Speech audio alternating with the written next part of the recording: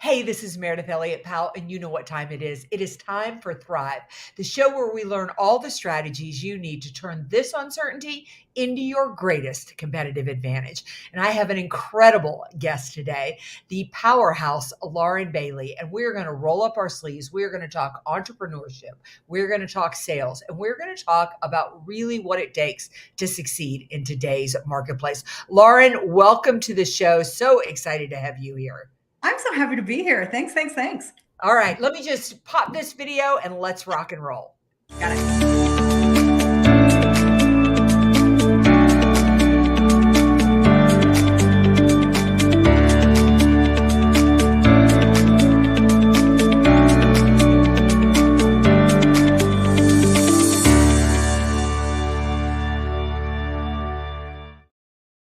All right, once again, welcome to Thrive. I'm Meredith Elliott Powell, your host. I don't want to waste another minute.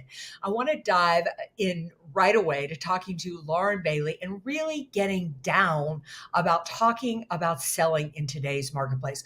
Lauren, there's so many questions that I want to ask you, and I'll give you a moment to think about how you can explain to the couple of people who don't know you watching this podcast who you are and how you got where you are. But one of the things I'm most fascinated by is that you've kind of been in the virtual world long before it was cool to be in the virtual world. You're no surprise, you're ahead of your time. I'm just uncool, Meredith.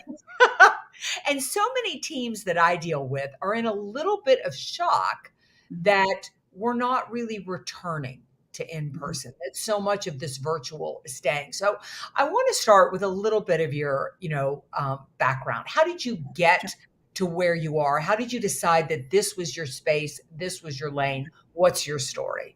Well, I think like most people, I fell into it by accident. Like my first big girl undies job was as a sales manager for an inside sales team in the tech space. And so hardware technology got to inside sales first because our margins went right. And so if you follow the product life cycle, I've watched 20, 30 different industries discover virtual selling when their margins went down and when their products weren't quite so hard to understand anymore. They didn't need the super expensive fly to meet you field salesperson anymore. Now, of course, during all of that, the Internet of Things has happened.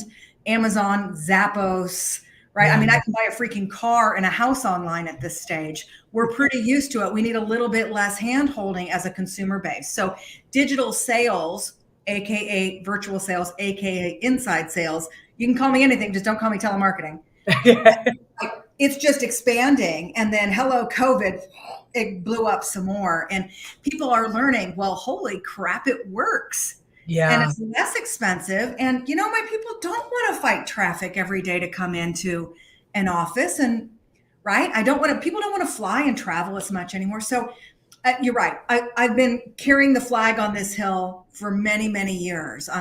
Here's a quick funny story. So it's probably 30 years ago. Jesus, I'm old. My job was to teach IBM how to sell virtually. So I literally taught the class who sold the first IBM Computer Direct. Wow. Isn't that funny? So then, and they were like, wait, what? People are going to buy a computer without touching it? Fast forward 15 years, I did the same thing for software. My job was to travel the world and I helped SAP launch their inside team. What?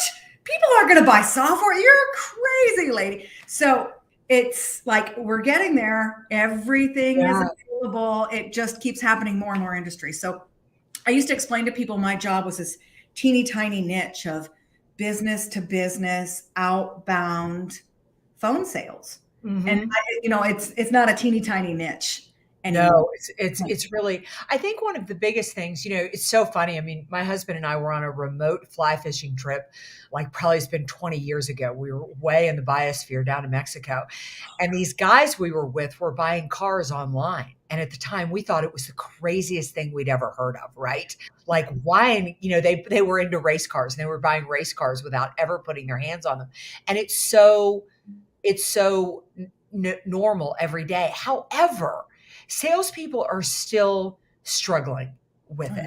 Especially, I realize that it's some industries more than other, but most salespeople that I speak with want to go back to doing it in person. Of And course. customers are resisting it. Customers are saying, look, this is great. If I don't really have to talk to you very much, and if I can hold that meeting to 30 minutes, I've gotten so much time back in my day. 100%. Why do we struggle with virtual sales? Where is the resistance in it? It's a really good question because we struggle with it because as sellers, it's harder. Yeah. It is like going in and trying to sell with both hands, one leg, and one eye behind your back. I'm not sure how that looks if you were to draw it, but it really is. So what I used to be able to do is get there a little early and I'd schmooze and I'd, shake some hands and kiss some babies. And then I'd set up and I'm chit chatting and I've got an hour and I've got PowerPoint and people are paying attention to me and I'm probably buying dinner and I have the verbal cues, the visual cues. I can tell when you're with me or not. I'm going to shake your hand. I'm really hard to ignore when I'm right in your face. Right. A 3.5-minute phone call when you accidentally get somebody to pick it up is a win in my world. Yes. It's a whole different dichotomy. And I'm going to tell you something, and here's something shocking that I hope everybody hates me for saying, because once you get past hating me, you can start fixing it. If you're awesome field seller, you're the back of the line as a virtual seller. It's harder. Yeah. And I know that if you're in your 40s and you wear a suit and carry a bag and you fly, you get upgraded, you've done it so much. You hate thinking that the kid with the droopy shorts and the ball cap who's on the inside sales team in the home office is ahead of you at anything. But she is. Yeah. Like she is. Like it's a harder sport and they're just different muscles. Yeah, here's the thing that I think, and tell me if I'm anywhere in the right ballpark. I may be completely crazy, but the biggest shift that I've seen is I feel like virtual selling really is selling because it's all about the business of the value of the product and the problems that it solves. And other, going to golf tournaments, don't get me wrong. I mean, I grew up in that era where we belonged to the Rotaries clubs. We went to the chamber. We sponsored everything in town. We made 20 sales calls a day, but they were a lot more like the howdy doody calls that, I call where you're just like, well, if, if Lauren likes me enough, she'll eventually do business with me. I never really had to get in there to the nuts and bolts. But if I drag you on a video call, you and I, we don't have a chance to play a round of golf or drink a beer together. So I better be bringing some value to the table right away. Is there any validity in that? You couldn't be more right. In fact, I'm going to put you on the pitcher's mound in the middle of the ballpark because to get to that video call, I had to sell. Yeah. I had to sell my guts out. I had to get you to call me back or take my call. I had to get you to stay on the phone with me. I had to show you value, not in the elevator ride. Baby, if it takes you the length of time to get to the 10th floor in an elevator, you've been hung up on 10 times in a row. Right. But I had to prove my worth and my value just to get to the video call. And then it starts all over again. So let's just add a tricky economy into the middle of it. Yeah, right. We cannot show up and take orders anymore. That day is over. It is not like, listen, let's be really honest. I sell sales training for a living. And I see two groups right now. Half of the sales leaders are going, I can't afford to spend any money. Yes. And the other half are going, I can't afford to have crappy sales skills right now. I've trimmed down my team, but now these people, they got to show up and they got to freaking sell. Yeah. I can't just outbound. And if I get a hold of somebody and they happen to be looking right now, I'm going to, pick up the fruit off the bottom of the tree. I got to hire people that that are going to climb the damn tree and pull the fruit in for my company. And add to that, more often than not, I see once the economy starts to get shaky, people don't lean into the curve. I mean, most people pull back from the curve. I mean, what you've got to understand is even as rocky as 2023 is shaping up to be, it eventually turns. All you have to do is look at history. And if you don't have your foot on the gas right now, you're going to be so far behind on the curve. But unfortunately, most people pull back.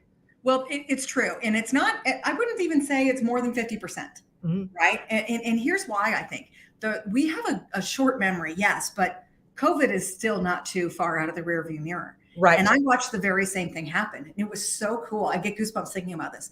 Sales leaders with huge field teams called us and said, you know, I have a feeling this isn't going to be over in a couple weeks. Like, Yeah.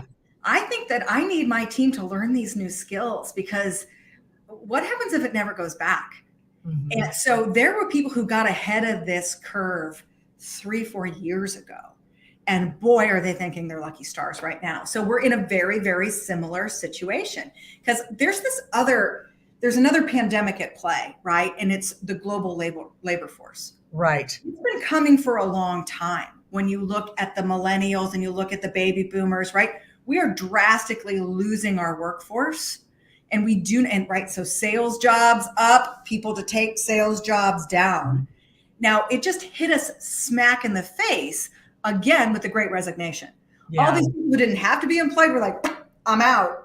But we were headed here anyway within a couple of years. Yeah. So we can't just listen. And here's what the hiring profile used to look like in inside sales when I started: college degree, 2 year sales experience, played a competitive sport. Every single VP ever was like, and by the time you have somebody with 2 year sales experience in inside sales, they're on their way out. Yeah, they're definitely on their way out. Yeah. The other thing I don't see is sales skills keeping up with technology. I mean, back in the day that we needed especially inside salespeople to be operational and sales oriented because they had to do tasks that the customer was Right. requiring. Right. Now we're automating all those things, and sales has truly become a problem solving skill, which means critical thinking. It is no longer, like you said, order taking is dead. And sales training isn't really keeping up with that, or sales knowledge or understanding. Well, there's a couple things that we're missing, right? So automation is there, but I got to tell you, listen, I see a couple hundred companies a year, right? 9 out of 10, they're automating really shitty messages. Can I say that Yes. in your podcast? Is Yeah. that okay? Fine. Yeah. So, like, it's not nice out there. And go just look at your own LinkedIn. Look at the Yeah. crap that you're getting. So, teaching people how to add value, teaching people how to write proper messages, critical. Here's another one for you. This is silly, right? Voicemail. Nobody wants to leave it. Nobody listens to it anymore. It's transcribed. So hanging up on it doesn't work because you're totally missing. It's like buying a billboard and leaving it blank. Why would you Right. do that, right? But then these long-winded, I'm going to sell you on, like, hello, could we I upgrade that, know. please? And now let's talk about online meetings. Oh, I got on with my financial advisor and he couldn't meet in person. And this is an old school face-to-face business, right? Yeah. It took him 7 minutes to get the screen share. And even then it was like, am I doing it right? Can you see? It was so painful. And then he couldn't figure it out. So he's trying to hold this up. And he's like, well, what I'm going to do is, so we've got to teach those how to run an online meeting and how to run a good demo. There's so much wrong with what's happening in the demos. Well, and then to add to that, what makes me crazy about all of that is that people don't understand that in a world where I literally can sit here in my underwear and buy anything I want to, if you do not look credible, if you don't look smart in the way you set the meeting up, in the things that you do, I'm not going to deal with you because I don't have to. I don't know. Right? I mean, the moment that you see somebody struggling with a camera, you're thinking like, what the heck? The moment that you see somebody who doesn't send you an agenda for an online meeting, I mean, you're thinking, what are we doing? And why am I bothering with you? There's so much involved in reputation and credibility before you ever talk about the product. Now there's this other component that's coming to it too. So let's say that this is the pendulum of, I'm sitting here in my underwear and you can tell. I'm sitting here in my underwear and you can't tell because I've got a great background and I know what I'm doing. I seem credible, right? You can't see my chonies down underneath the camera. Yeah. So that's one pendulum. But now here's this other one too, which is I'm going to call personality. So because everything's automated and because it's all times 100, you got to stand out. Yes. And boy, are we bad at that. We've automated the personality right out of our reps. We have scripted them within inches of their lives. We hire people for personality and then tell them not to trust it because we're going to tell them what to say and how to say it. So I'm a big Seth Godin fan, and he's got a line that says, let your freak flag fly. And that's how you do it. Yeah. I was doing a kickoff with my own team right before this meeting, right? Huge client. I got a couple new people on the team and they're running this kickoff and I was bored and it's my, Yes. you know what I Oh mean? my gosh, that's my big thing. If you're bored, that drives me crazy. You can like, believe me, by now I can tell when somebody's multitasking. I have Yeah. learned to read a room. Wasn't it hard for you too? But just a quick aside, like you speak on stages and for a minute you were like, oh, and here I am with no feedback doing it virtually. Yeah. It's a whole different sport you had to learn, right? And I found in that type of environment, I did one yesterday. I am so much more animated. I have to Oh pick my yeah. energy way up. Way up, way up. You got to get your background more interesting. You got to be silly. You've got to Yeah. do anyway. So we're in the middle of this meeting and I'm like, okay, if I'm bored, we're in trouble here. Yeah. So a guy joined late into the meeting and I was like, all right, so we all decided that Lee gets all the action items. All right, let's go ahead and move on to the next slide. People started to laugh and Yeah. then they came off mute. And so like, I just had to be the big personality on the call so that Yeah. we weren't all going to be bored. But we've got to teach our reps to do that too. And that is in helping them find their individuality and share it. It's Absolutely. not rote rapport doesn't work, right? We can't talk about the weather while we golf. Yeah. I need to share something of myself with you. I need to ask deeper questions. I need to get to know you as a human being because the noise level is really high. And people have to, the one thing that is, I think, has really gone back to, the beginning stages of selling is because people can buy a product anywhere and from anybody. It really is about liking you. I always say to people, they're responding to your energy Yeah. first. Yeah. And your energy has got to match their energy. They've got to feel some kind of connection with you. Yes. The thing that drives me crazy, demos drive me insane. Oh, I take them from the car now because I don't even have to be present to these things. Well, You see my screen? Uh-huh. they deliver the entire demo to you. And So it's like, I'm not interested in the entire demo. I am interested in the part of the demo that has something to do with the pain point that I was talking about.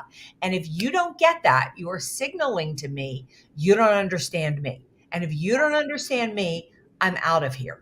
you couldn't be more right. So Yeah. we have a class called Demos That Don't Suck. And in it, we literally teach you get 3 points. You're going to show 3 things about your demo and that's it. Yeah. And you are and when you're not doing that, you're stopping your screen share, right? And here's what you say before and here's what you say after, but that's it, baby. Only 3. So most of the class is about doing your homework ahead of time. Yeah. And the rest is about not making people sick with your mouse. So let me ask you this. I said that, there my husband and I are 20 years ago in a remote part of Mexico, and people are ordering, cars online, sight Love unseen. We think they're nuts. Where are we going next? I mean, what is that? What are we doing now that I would think is insane? As you look into your crystal ball, where do you think we're going to be with sales in 5 to 10 years from now? Yeah. Well, listen, I think that marketing is done better than sales and keeping up with the times. I have to be honest with you, right? In the last 10 years, the internet and the customer and the tools in marketing have advanced like crazy. And when I look at the people side, which is like, so marketing stops and sales starts, Right. right? It used to be marketing sales. Now it's marketing sales. And in the point I say where it stops is where the automation and everything stops and somebody needs to talk to a human and get help, right? That's where it is, right? We're humanizing this part. And we haven't gotten better at that. I think we've gotten worse at that. I think marketing's winning. And I think that, not that I compete all the time with marketing, but I think we're going to see it continue to take over. And I think AI is going to drive that so that I barely have to, I mean, come on. I know Alexa's listening to me. I know that if we start talking about driveway cleaner over and over and over again, I'm going to start getting ads for it. Exactly. And so I think that's going to continue. And I think that if we can't raise the game of being human and adding value and helping people make those decisions better, that marketing will all but put sales out of jobs. Yeah. Yeah. Yeah. I think we're going to keep going in that direction. And the good news is, I think that we'll continue to stand out. Let's just do it that way, right? The good news is, like you said, that experience, the incredible experience as sellers is how we can differentiate ourselves. Hey, There's exactly. there's a study on that. You had mentioned it earlier, right? That experience, 54% of customer loyalty is down to the experience with the sales rep. Now, that doesn't sound like a high number until you realize it's higher than the product and the product's price point combined. Yeah, it really doesn't surprise me at all. I love Mark's comment here. Yes. If the demo isn't actually addressing your problem, then it's a waste of everyone's time. But my question is, why don't salespeople get that? I mean, I was watching a salesperson the other day. I've been asked to come in and do some training with the company, and I said I just want to assess what's going on. Yeah, yeah, yeah. And I am literally watching the customer check out. Uh-huh. Right? And how do they not see it? And how did they not see that? I mean, how did they not pick that? How did they not pick that That's up? a really good question. How do they let that happen? And you're like be on alert for a super biased answer in 3, 2, 1, because they're 23 years old and nobody freaking taught them. Right. That's how. Mhm. Right? Like that's how. I watch kids do it all the time. They don't know the difference. Mhm. Somebody said, "Here it is. Let me show you everything about the product." It was probably the guy who created the product, right? So he sleeps with it under his pillow, and he got it out and he said, "Here's everything about it." And so if we don't teach them any differently, the rep goes and teaches everything about it. The same thing happens on sales calls, right? We're so shocked when somebody picks up that we just vomit. Like you just show up and throw up everything you've ever known about the product and the solution and the service. You're just selling at people, and it's a lack of skill. They don't have the experience. We have to teach them what we didn't used to have to teach them. Yeah, I would agree with that. I mean, I think we are back to so many fundamentals. Yeah. Really when it comes to sales skills at a time when fundamentals, because of technology, have been taken out. I tell this story from the stage all the time. It's one of my favorites. But I played in a golf tournament, and a young kid was a walk on, and the executive director said, "Can he play with you guys?" And he was an amazing golfer, a ringer, could hit the ball 300 yards. But he gets in the cart with me, and I start asking him questions and find out he's been moved to Western North Carolina to open up the territory. And I think this kid is so lucky because my friends and he is in a cart where there's nobody that we don't know in his territory. We can make it rain for him for years. But after the first 9, I looked at my girlfriend and I said, "Look, I'm down to his birth order. I can't think of anything else to ask him." And he is not asking me one single question. Right? Nothing. He knows nothing about me. So I said, "You take him." She takes him. He does the same thing. So he leaves the tournament, and thanks to him, we came in second. But he leaves that tournament He's probably lost his never making a contact, and he is going to make sales so much harder than it has to be. And and it's not. And you said it so beautifully. He was about 27 years old. It wasn't his fault. Nobody taught him, and worse than that, he thought he was at that tournament to play golf. And Right, right. and he wasn't there to do that. He was there to connect and Yeah. to listen and to learn. And And even then, like, let's go all the way back to the first conversation we had. Not many of us get golf tournaments anymore. yes, right. And talk about going back to basics. Like nobody bought anything over email ever, Right. and or social media ever. Like these are being used to sell. They're supposed to be used to brand. But Right. think about 20-year-olds and how often they pick up their phones. They don't Right. even set up their voicemails. Right. So we have to teach them to talk to people. So I've got this thing with my kids. I've got little boys. They're 11 and 12. They're sweet and hilarious and brilliant. And everything in their world is about getting more game time. You know this, right? Oh, yes, of course. Like they couldn't be more addicted. It's crack for kids. And so when we have company come over, they earn their game time by 3 and 3. So they have to come and ask 3 questions and share 3 things. And when they do that, then, they give me the look and I say yes or a little more. Last time I had to say, slow down. My mentor, he didn't have his coat off. So my kids were like, "So, how's your wife? What's going on with your family? How's your golf game? Okay, bye." Yeah.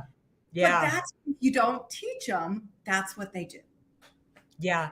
And I grew up in I always joke that, my mother made me talk to strangers. Like Yeah. she Yeah. told me it was my responsibility when I go into a room, if somebody doesn't have a friend, I need to go and be their friend. And oh my God, I hated her when I was a child. I'm like, we would go to the pool and I just wanted to go play with my friends. And she would say, now so and so has their granddaughters here. You need to go introduce yourself. But it's turned out to be the greatest skill because now I feel a responsibility at this age. When I go into a room, I can still feel her on my shoulder, that it's my responsibility to go up. So your boys will do the same thing. They'll be like 42 years old, walk in a room and go, I really want to go have fun, but it's 3 by 3. I have to go do whatever I've got to do. But it is such a powerful skill. It is hard to believe, Why but we're we're friends. about at the end of this podcast. Yeah. I always end with 2 questions and you can Okay. answer them any way you want to answer them. Number one is easy. And that is, how do people find you? How do people follow you? Because I am telling you, listeners, if you want to understand selling in the virtual world, this woman has been in it for a long time, long before it was cool. The other is, we are in a rocky marketplace. Oh my gosh! Every time I turn around and I watch the markets like crazy, and it's turning out to be a challenge. But I do believe it can still be your best year on record. What is your best piece of advice for entrepreneurs, for salespeople, anybody out there who is starting to doubt their ability to be successful? Where do we put our time and our effort? Oh, that's good. Okay, so let's start with that. Number one, just get smart, right? Some industries are more impacted than others. So focus your efforts where there's a possibility that, folks can still spend some money. The second thing is dig in better to the questioning. You can't do your sales process isn't the same anymore. Okay. And if you're going at it assuming, then you're going to wind up with deals going dark. You're going to get surprised. You're going to get disappointed. So you got to triple down on your questioning so that you can plot out the sales process, who's involved and how long it's going to take, like in the dark, so that you know what that looks like. And while you're doing that, build that relationship. Okay. So maybe that nobody can pull the trigger until something changes, but boy, you should have some really gorgeous pipeline, like some, not just calling it on a whim, but like, we're text friends now. I know everybody involved in the process. Everyone's excited. I know all the reasons why. So you got to dig into the personal relationships. Last tip on this is pivot your value prop, not to long-term ROI, not for making lives easier, but saving money and reducing risk is what's getting people's attention right now. So 3 super tactical tips. And the last thing I can say is triple down on the efforts. I know that when you leave your 5th voicemail, you're taking it personally, but that is the game. I can't get my grandma to call me back. And Exactly. So you got to it's the game. Don't take it personally. Keep trying, because guilt is on your side. By the time you do talk, they're feeling a little bad about it and they're ready to engage. So I will seamlessly transition into, if you want more tips like this, come to factor8.com. Once a month, we put on live sales shots from the sales bar, all free, some for sellers, some for leaders. We publish, follow me on LinkedIn. We publish stuff all the time, super tactical tips that work, because we think sales theory kind of sucks. Yeah, I saw those sales shots. I mean, that is so awesome. Lauren, you have got to come back because I feel like we have just scratched the surface of so much to talk I'm so grateful to you and your mother, because you know why we're friends. Yeah. We're at the conference and I didn't know anybody. That's right, exactly. And we just start talking. So anyway, thank you so much for joining. We will definitely have you back next time. We're going to wrap this up, put it in a podcast. I really encourage the listeners to go to factor8.com. The sales shots, all of Lauren's information is just so powerful and so impactful. And join us right back here next week for another episode of Thrive. Again, the 2023 can be your best year on record, but you've got to believe and understand the strategies you need to turn all of this uncertainty into your greatest competitive advantage. We'll see you next week.